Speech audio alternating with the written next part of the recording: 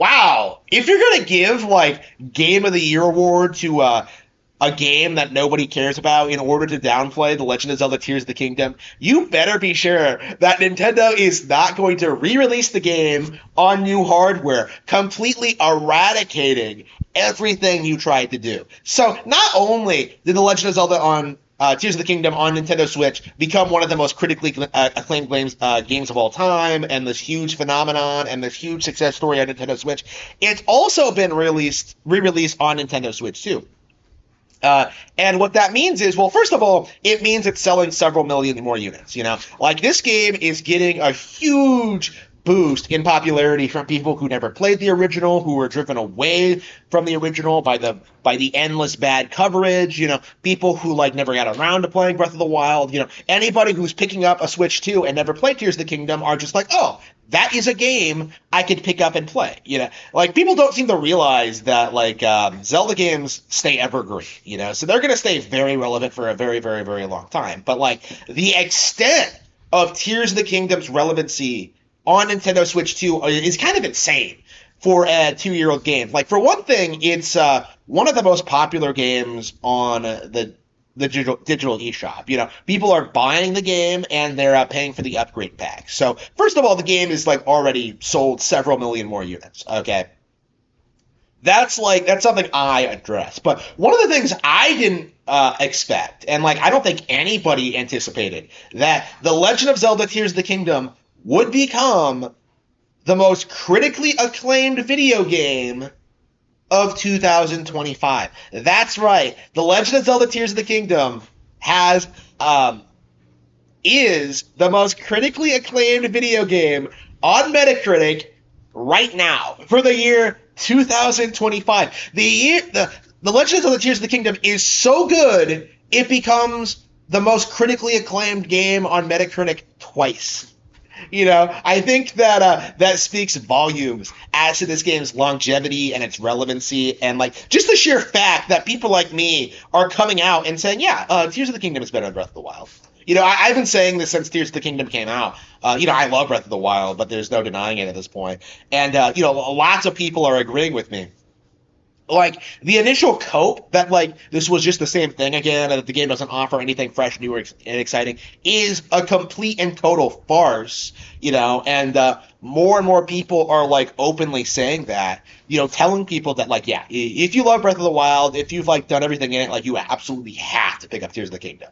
And, yeah, again, you can't criticize a game for being more of the same when it's, like, a follow-up to one of the best games ever made and completely different from it. It's like it was just this huge, gigantic hope. It always was. Baldur's Gate 3 was never going to stay relevant long term. Actually, it was never really relevant to begin with. But like this is, I think, like a demonstration of how things are going to look like going forward with like game journals propping up like slop like Disco Elysium or Deltarune or Expedition 33, like Baldur's Gate 3, Elden Ring, Night Rain, like these games are going to stay relevant for like, maybe a month where like, you have game journos like soy jacking over them on their live streams. Like, oh, I can't stop playing, like Night Rain. Oh, it's so much fun. Oh, like, well, in reality, people are actually playing games like Fantasy Life 2. They're playing like The Legend of Zelda Tears of the Kingdom. They're playing like, Mario Kart World, like the game journal cycle cannot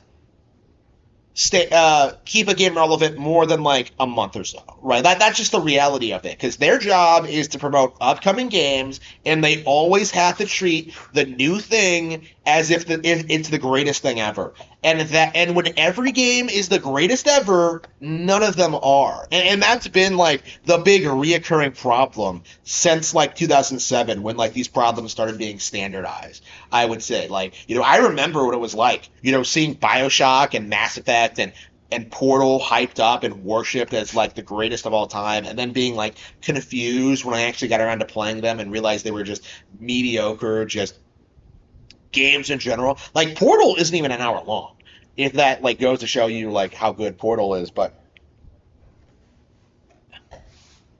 My point is that, like, they can hype up these games all they want. They can try to say it has the deepest plot and the themes and the characters and just is just some like life changing experience, but like that's not going to stop genuine gamers from having real experiences with better games. And that's always been the Nintendo thing.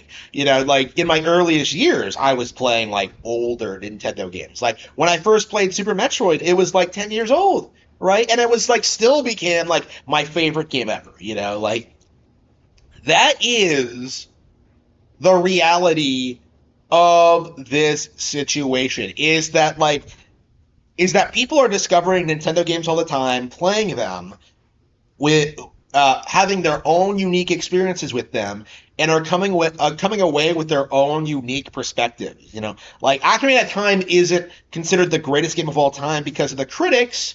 It's because fans have had this universal experience of like discovering this game and just completely falling in love with it. The style, the visuals, the story, the gameplay. Like Ocarina of Time is iconic because it is a great game that resonates across generations, right? Ocarina of Time is like the GOAT for a reason, right? Not because of game journos, but because of players and their shared experiences with this game. And Tears of the Kingdom in a lot of ways is like I would argue like the shining example of this phenomenon because we were told going into this game that it was a massive disappointment and that Baldur's Gate 3 was way better, and like yet the reality kind of indicates otherwise.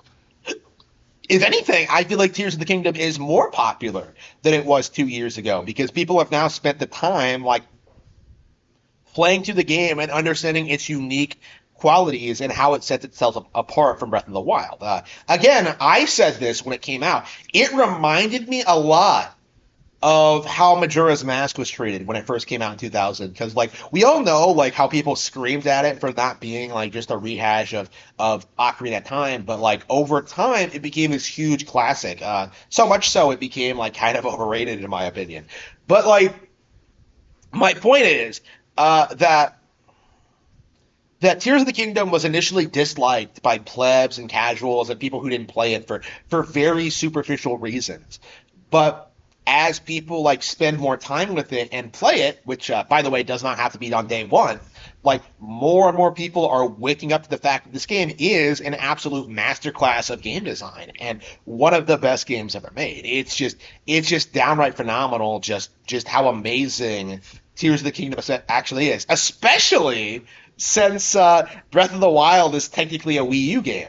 Tears of the Kingdom is the Switch's Zelda game, not Breath of the Wild, which is I think something a lot of people kind of sleep on. But like my take on this game has always been very consistent in that like it is absolutely a masterpiece, but it is a very very good example of just how gaming journos try and establish narratives about these games. Like this was a game that like the industry needed to fail. They really thought in 2023 that the Switch was on the way out and that Nintendo would fail. But like now we have the Switch 2 and now we're like, in the hype cycle for Mario Kart World and Donkey Kong Bonanza, and like these people don't know what to do. They can't keep crying about Nintendo not having games because like they can technically drop a direct at any time. That is the current situation of the gaming journalism industry, right? They cannot control the narrative regarding Nintendo games the way they used to. Like people are in the early stages of pushing back against these narratives, and this is a subtle example of that.